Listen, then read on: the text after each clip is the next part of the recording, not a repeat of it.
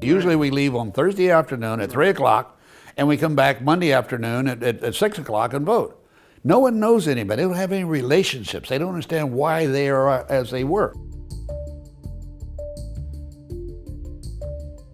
And the worst bill I ever passed, and I have to take credit for it, was the Transportation Security Agency, TSA.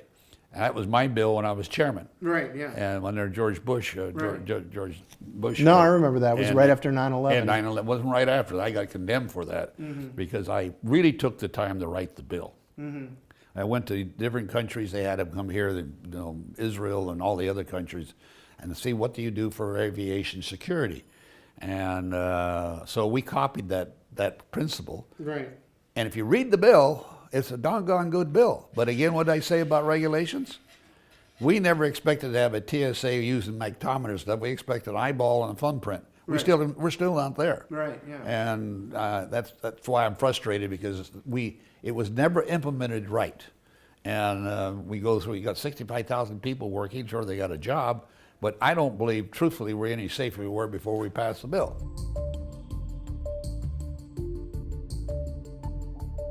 Ralph Nader called me the most powerful freshman congressman in Congress. Right. He hated me for that because I put it in my brochure.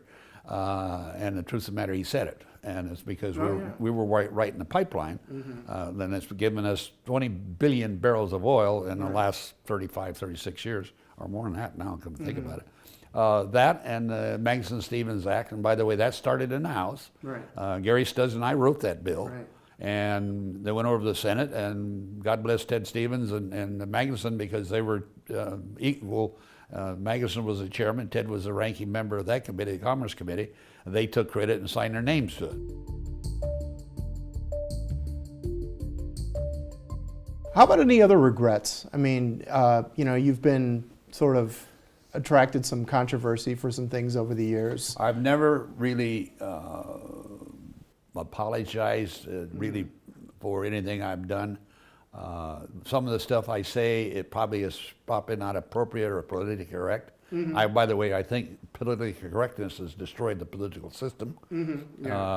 Freedom of speech is no longer considered a good thing. Right. But I usually, very frankly, speak it like it is, tell it like it is, and let it see where the click. And I get in trouble for doing that because it's not politically correct. And then the television cameras and the media starts picking up I said something politically incorrect. Right. But it came from here. Right.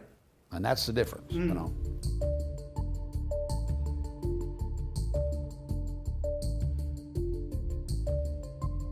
I've announced I'm running, and I've always said I will run until I can't do the job.